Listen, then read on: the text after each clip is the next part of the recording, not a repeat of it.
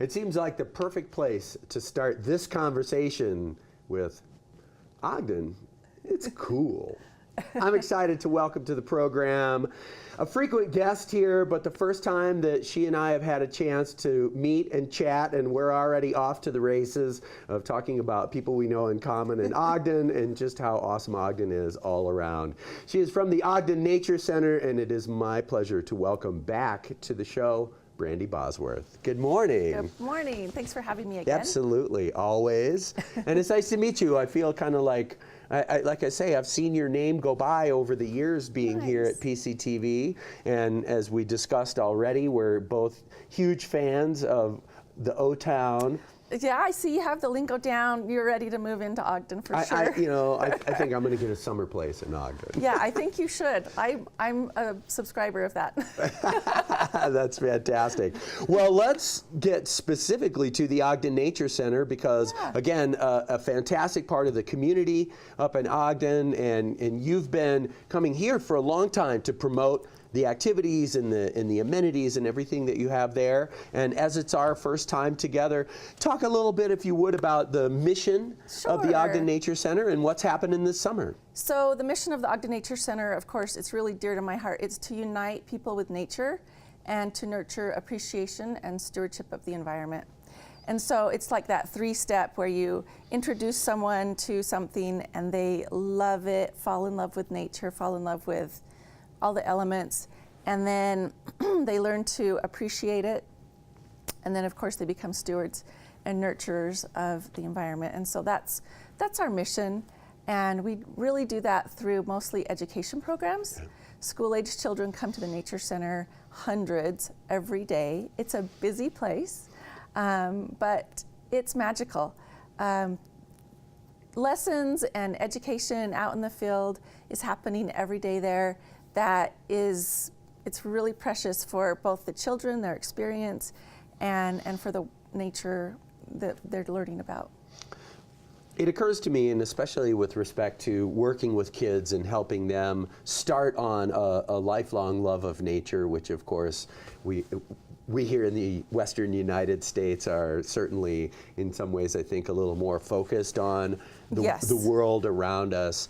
Talk a little bit about how you do that and maybe a sense of place as far as being here in the West is a really interesting and unique and beautiful place that we live in. Is that something that you guys kind of help folks understand is how Utah is unique? Yeah, so our education programs specifically are really about the full ecology of the Wasatch Front, and our lessons are based on the phenology or the seasons.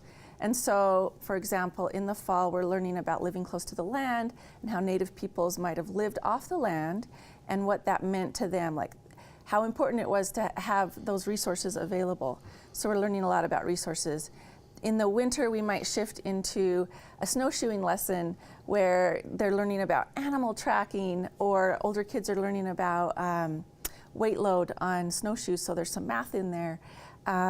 Winter birding, winter animals, hibernation, a lot about how animals depend on the cycles of the environment and our role in taking care of all of that.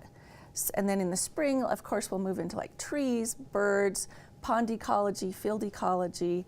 So we cover the breadth of pretty much all habitats, but really focus on Utah and Utah natives. Have you seen a change in kids? We talked just a few minutes ago with a gal from the toy industry, and one of the things that was part of that conversation is this thing. Yep, screen time.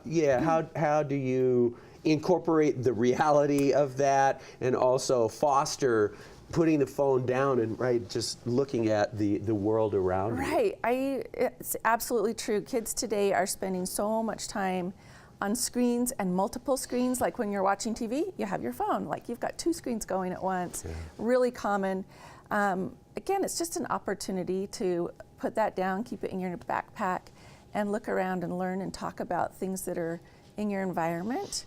And I think I think about my own child that grew up sort of as with the Nature Center as her backyard. Right. I would just bring her to work and turn her loose. And she had 152 acres of trail to explore and enjoy. Incredible. And yeah, she, from age 0, and then as a teenager, she'd help me give tours, sometimes on snowshoe. I remember her giving a media tour on snowshoe at the Nature Center. And then I think about who she is today. She's almost 21. Wow. She's at the University of Utah, and she's studying geological engineering. But what's unique about that is most of the people in geological engineering are going into oil. And so for her, she's going into hydrology and water and the engineering of hopefully, probably in her mind, taking a lot of those waterways back to their natural paths. So I think it's shaping children in that way, in their career, in their life choices. There are so many examples of that. Of course, Lily's closest to me, so I can talk specifically, but there's lots of kids that have spent their whole childhood chasing frogs at the Ogden Nature Center, and now they appreciate water, for example. And it's a lovely story to be able to see sort of that direct line between the kind of childhood that Lily got to have, an amazing resource to get to live in and grow up in, and how her philosophy of life extending into her career choices is completely shaped right by there. all those experiences. And then of course our personal experiences of being outside quite a bit on the mountains and backpacking and just getting out. That is really cool. It's been quite a run for you at the Ogden Nature Center. Talk about the future. What are your interests, your goals? Where does the Ogden Nature Center go, so to speak, in the future? I'm really glad you asked that. The Nature Center has been a part of Ogden since the 70s. One of the first, if not the first, nature center in the Western United States. We are an example and a leader for many up-and-coming nature centers and across the nation, really. We've tried to implement best practices, so our footprint is completely run on solar. Of course, we try to complete our package by having an environmental ethos of our own. We've just completed sort of a master planning process over the last year and a half. And some of our challenges are water. Again, we're in the lower part of the Ogden Valley, and it's pretty scarce there. We do have a couple of waterways that run potentially through the property, but we're needing water rights, just like everybody. Like the Western United States. Yes, so water is a challenge and something we're working hard on. Part of our future includes a possible preschool. Yeah, I know, a nature-focused preschool. So That's great. sort of part of what we're considering right now. And then some rerouting, wayfinding, so that the flow of when people arrive and how they get to the Nature Center is improved. Right now, you pull in and you're in this dirt parking lot and you kind of see this maintenance shed, and you have to walk a little bit down the road, or down a path to find our beautiful building. It's stunning. You've got to see it. I don't know if they can pull up a shot of the Nature Center, but it's really quite beautiful. And so hopefully we'll do a little wayfinding and have a new maintenance shed that is like in the back 40, which is a little more practical for us just to maintain our facilities. Sure. But also not the first thing people see when they pull in. Of course, of course. And even as a community resource, you're still trying to be attractive. Absolutely. We're attracting to not just to Ogden people, but absolutely. And we have two beautiful green buildings at the Nature Center.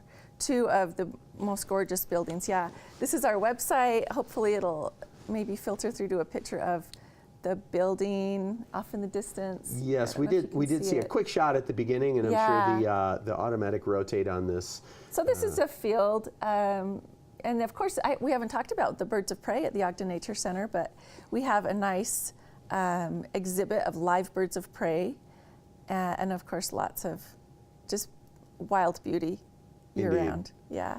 Well, I'm excited to make a trip up this summer, and it's a pleasure to meet you. Thank you. Finally, You too. after hearing your name for all these years, and I'll be likewise increased attraction to make it to Ogden for lots of reasons, including a visit to the Ogden Nature Center. Thank you, absolutely. And finally, tell folks that address of the website and where to find you on social media as well. Sure, ogdennaturecenter.org. We have a Facebook page, and we're also on Instagram. Sometimes I do a little bit of tweeting, but not much. It's kind of too fast. That's funny. Well, maybe the birds of prey will do your tweeting for you. Yeah, well, Chitters is the actual Chitters tweets, and I'm Chitters. Don't tell. So nice to meet you. Thanks for coming, Brandi. Thanks. Have a lovely weekend. Thank you.